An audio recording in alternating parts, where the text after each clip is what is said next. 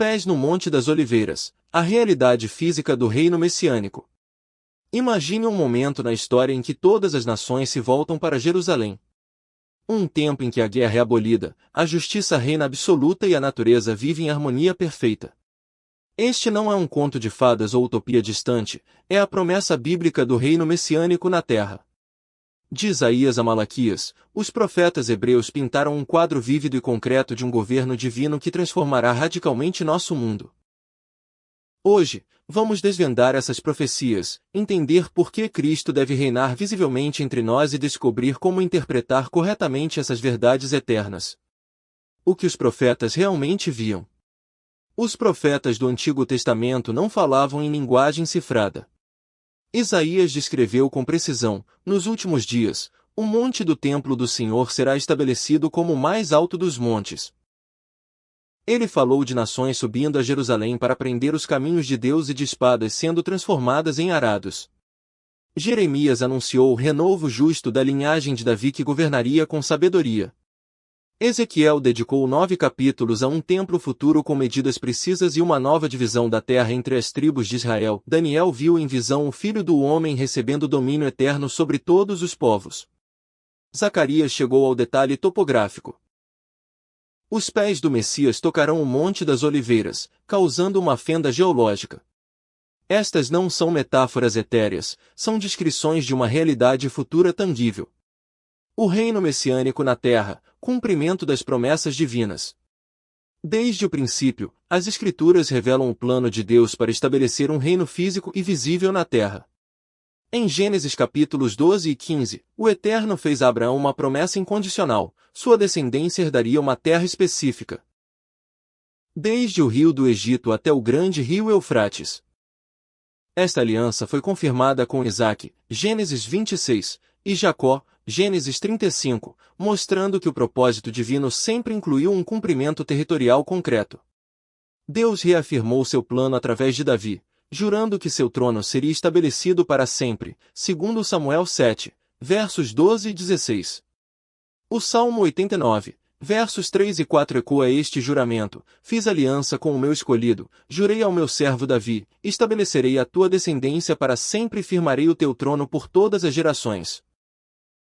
Os profetas ampliaram esta visão.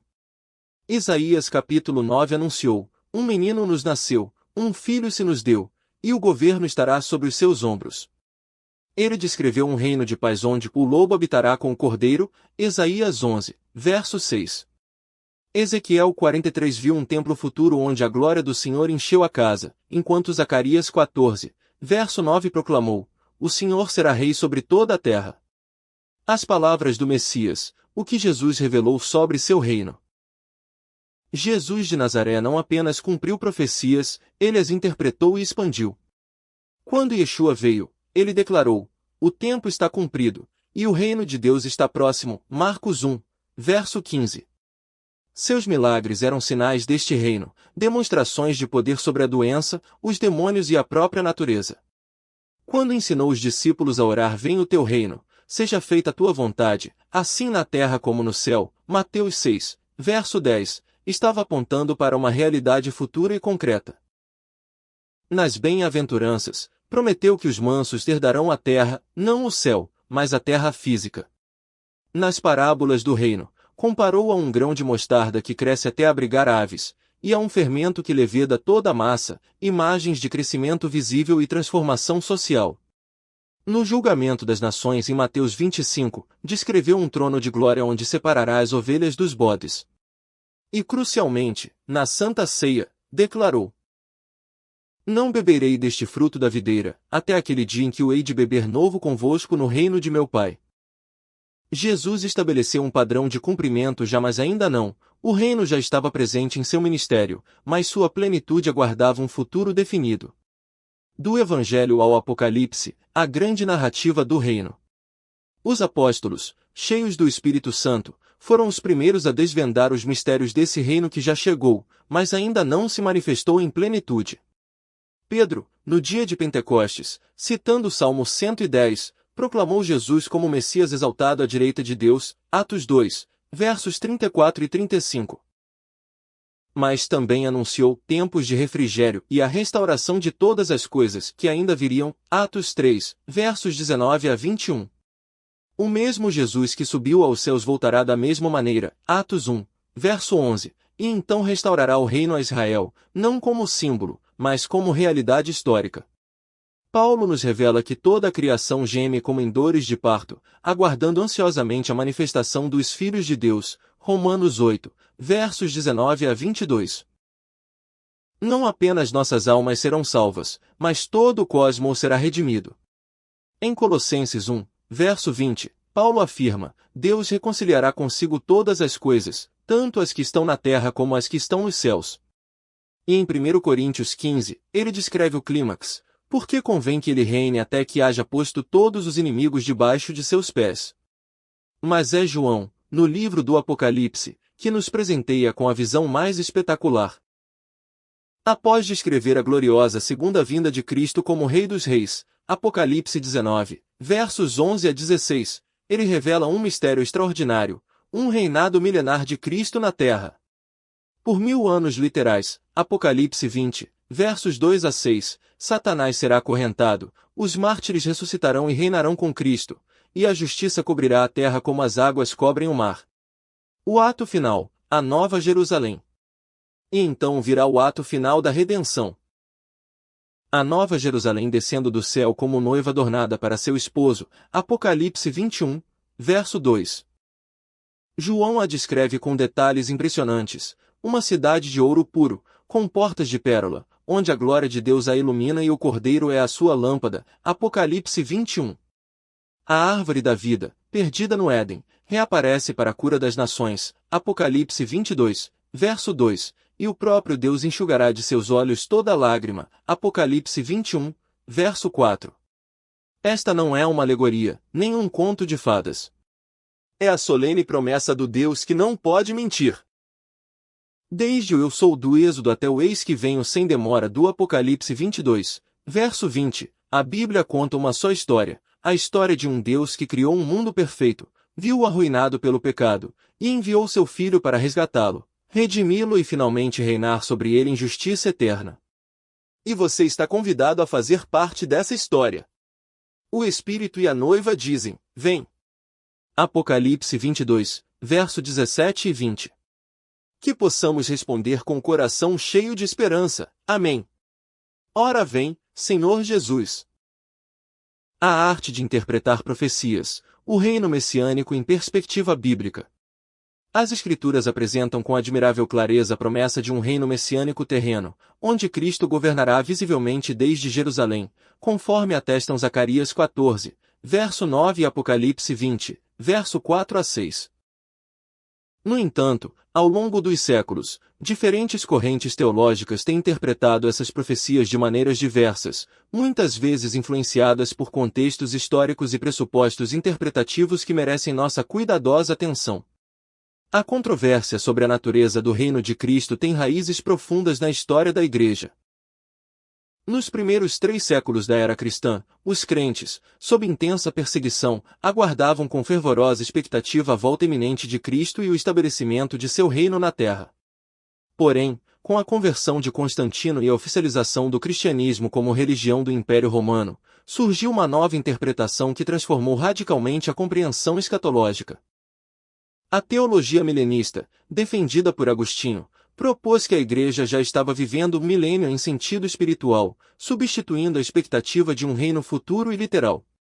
Quando os reformadores protestantes emergiram no século XVI, muitos trouxeram consigo essa visão amilenista que negava um reinado milenar literal de Cristo na Terra. Influenciados pela teologia agostiniana, passaram a espiritualizar as promessas do Antigo Testamento sobre Israel, adotando a teologia da substituição.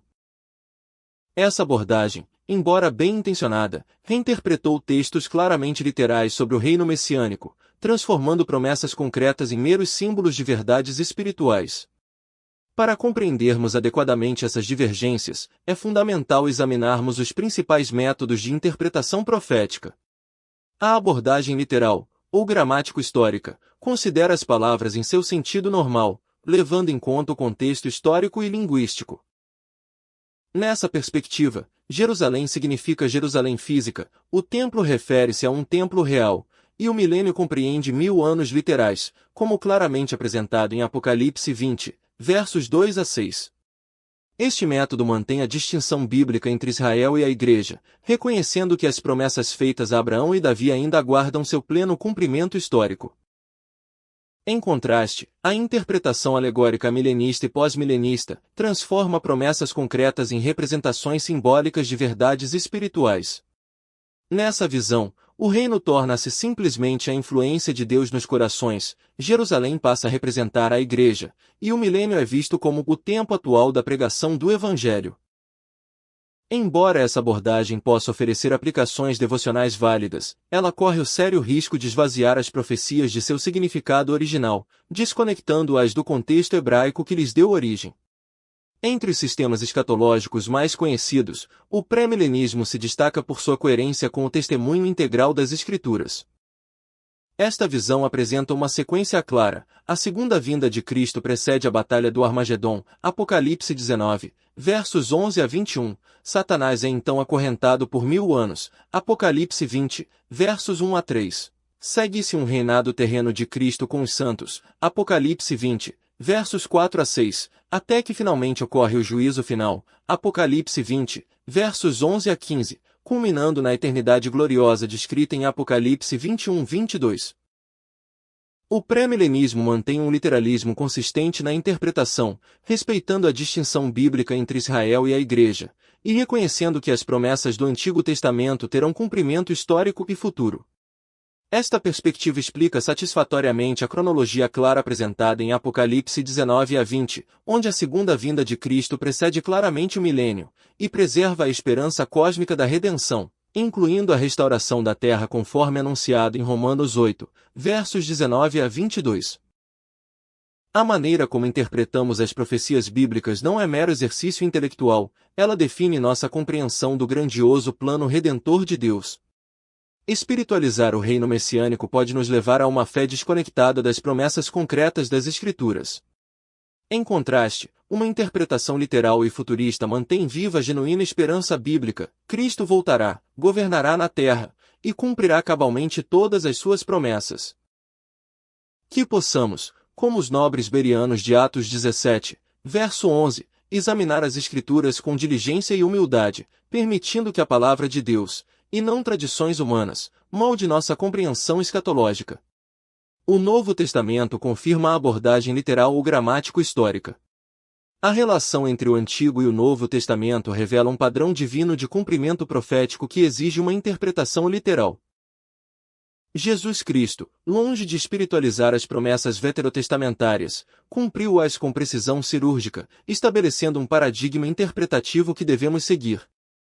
Os evangelistas empregaram sistematicamente a fórmula para que se cumprisse o que fora dito pelo Senhor, Mateus 1, verso 22, demonstrando como eventos como o nascimento virginal em Belém, Miqueias 5, verso 2, a fuga para o Egito, Oséias 11, verso 1, e os detalhes da crucificação em Salmo 22, versos 16 a 18, ocorreram exatamente como predito. A metodologia de Cristo após a ressurreição confirma este princípio. Ao abrir o entendimento dos discípulos para compreenderem as Escrituras, Lucas 24, verso 45, ele demonstrou que toda a narrativa messiânica na lei, profetas e salmos exigiam um cumprimento histórico literal. Os apóstolos fizeram desta abordagem o cerne de sua pregação, como evidenciam os sermões de Pedro, Atos capítulos 2 e 3, e Paulo, Atos 13, onde conexões precisas são estabelecidas entre as profecias e seus cumprimentos históricos. Paulo articula esta verdade ao afirmar que Cristo morreu e ressuscitou, segundo as Escrituras, 1 Coríntios 15, versos 3 e 4, enquanto Pedro destaca como os profetas anteviram tanto os sofrimentos de Cristo como as glórias que o seguiriam, 1 Pedro 1, verso 11. João completa este quadro no Apocalipse, onde o cumprimento futuro das promessas do reino é apresentado com a mesma exatidão factual que caracteriza os relatos da primeira vinda. Esta consistência neotestamentária estabelece um princípio hermenêutico inabalável: as promessas escatológicas devem ser interpretadas com a mesma literalidade que aplicamos às profecias já cumpridas. Se o nascimento, ministério, morte e ressurreição de Cristo ocorreram conforme predito em detalhes, seria incoerente esperar um tratamento diferente para as promessas de seu reinado futuro. A integridade das Escrituras demanda que abordemos as profecias não cumpridas com o mesmo rigor histórico. Quando Zacarias descreve o Messias pisando no Monte das Oliveiras, Zacarias 14, ou Isaías pinta o quadro de seu governo, Isaías 9, versos 6 e 7, estas imagens aguardam um cumprimento tão concreto quanto foi seu nascimento em Belém. A fidelidade divina, garantida em Isaías 55, verso 11, assegura que cada promessa encontrará seu cumprimento histórico. Nossa expectativa pelo reino visível de Cristo não repousa em construções alegóricas, mas no método interpretativo estabelecido pelo Novo Testamento, um método que honra a literalidade e a historicidade das profecias. Como a igreja primitiva, aguardamos não uma realidade espiritualizada, mas a manifestação palpável do governo de Cristo, quando o reino do mundo vier a ser de nosso Senhor e do seu Cristo. Apocalipse 11, verso 15, em cumprimento exato das promessas divinas. A interpretação dos símbolos proféticos, uma abordagem bíblica fiel. Os símbolos que permeiam as profecias bíblicas, especialmente nos escritos de João, não são enigmas indecifráveis nem alegorias vagas. Eles formam uma linguagem divina precisa, enraizada no contexto judaico e interpretável à luz das próprias Escrituras. Quando o Apocalipse apresenta o Cordeiro, Apocalipse 5, a imagem ressoa imediatamente com todo o sistema sacrificial do Antigo Testamento, revelando Cristo como o cumprimento definitivo dessa tipologia. A chave para desvendar esses símbolos está no princípio hermenêutico de que a Bíblia interpreta a própria Bíblia. Os números proféticos não são cifras místicas. O 7 representa a perfeição divina, o 12 simboliza governo ordenado, e o 1000 indica plenitude de tempo, como claramente exemplificado em passagens como Salmo 90, verso 4 e 2 Pedro 3, verso 8. As visões das bestas em Daniel e Apocalipse recebem sua interpretação autoritativa no próprio texto, Daniel 7, mostrando que representam reinos históricos reais, não abstrações filosóficas. A riqueza simbólica do Apocalipse mantém profunda conexão com todo o cânone bíblico. A riqueza simbólica do Apocalipse mantém profunda conexão com todo o cânone bíblico. As 7 igrejas são comunidades reais da Ásia Menor, Apocalipse 1, verso 11. Os 7 espíritos remetem à plenitude do Espírito em Isaías 11, verso 2, e os juízos das taças e trombetas ecoam os padrões divinos de julgamento estabelecidos no Êxodo.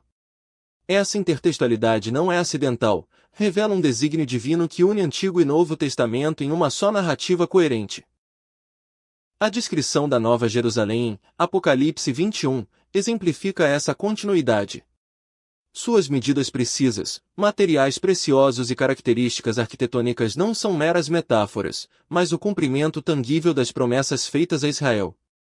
A reaparição da árvore da vida em Apocalipse 22, verso 2, conecta-se intencionalmente ao Éden original, demonstrando a restauração completa do plano divino para a criação. Esta abordagem protege contra 3 distorções comuns: espiritualizações arbitrárias que ignoram o contexto, aplicações anacrônicas a eventos contemporâneos e interpretações privadas que violam o princípio de 2 Pedro 1, verso 20. A fidelidade ao método gramático histórico garante que os símbolos sejam compreendidos como foram originalmente destinados, não como quebra-cabeças para nossa imaginação, mas como revelações divinas com significado objetivo.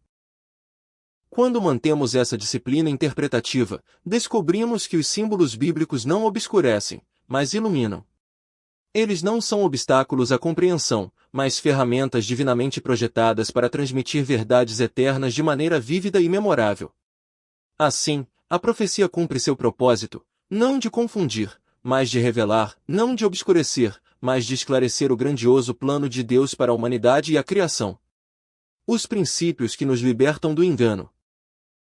Ao longo dos séculos, inúmeros grupos religiosos distorceram o sentido genuíno das profecias bíblicas ao negligenciarem os princípios fundamentais da hermenêutica sagrada.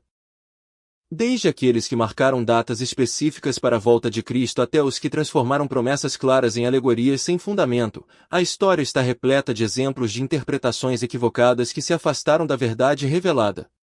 A interpretação profética autêntica exige um compromisso inegociável com o texto sagrado. É essencial considerar o contexto imediato, buscando compreender o que as palavras significavam para os ouvintes originais, e o contexto geral das Escrituras, permitindo que passagens relacionadas esclareçam umas às outras. Além disso, é crucial respeitar o gênero literário de cada texto, reconhecendo que as profecias apocalípticas, embora repletas de símbolos, apresentam esses símbolos com explicações consistentes dentro do próprio cânone bíblico. Devemos rejeitar qualquer tentativa de alegorização subjetiva, mantendo-nos firmes no princípio de que a Bíblia interpreta a própria Bíblia. A necessidade de discernimento em tempos de confusão. Na era digital, a internet tornou-se um campo fértil para interpretações distorcidas e teorias que ignoram por completo o método apostólico de interpretação. Alguns grupos defendem visões que contradizem frontalmente o ensino bíblico, enquanto outros elevam as ideias de seus fundadores acima da própria palavra de Deus. Temos um padrão seguro: a maneira como Jesus e os apóstolos interpretaram a Tora e as profecias. Eles não caíram no erro de espiritualizar o reino de Deus, nem negaram as promessas específicas feitas a Israel. Pelo contrário, abordaram-nas como história futura registrada com antecedência, aguardando um cumprimento tão real e tangível quanto os eventos já realizados. Se desejamos evitar os erros que marcaram séculos de interpretações equivocadas, precisamos retornar à hermenêutica bíblica fiel. Uma abordagem que honra o texto sagrado em sua integridade, rejeita interpretações particulares sem fundamento e se submete à orientação do Espírito Santo, que nos guia a toda a verdade sem contradizer o que já foi revelado nas Escrituras. Diante de um mundo repleto de vozes conflitantes, nossa responsabilidade é clara: filtrar todas as coisas pela lente da Palavra de Deus. Examinar as profecias com o mesmo cuidado e fidelidade demonstrados pelos apóstolos, rejeitando qualquer interpretação que se afaste do texto inspirado. Que nossa jornada seja marcada pela mesma clareza, coerência e fidelidade que caracterizaram os primeiros seguidores de Cristo, confiantes de que o que Deus prometeu, Ele trará a plena fruição, de maneira literal, histórica e gloriosa. Se este conteúdo profético foi útil para sua compreensão das Escrituras, não deixe de se inscrever no canal Fundamentos da Fé Bíblica para receber mais estudos como este.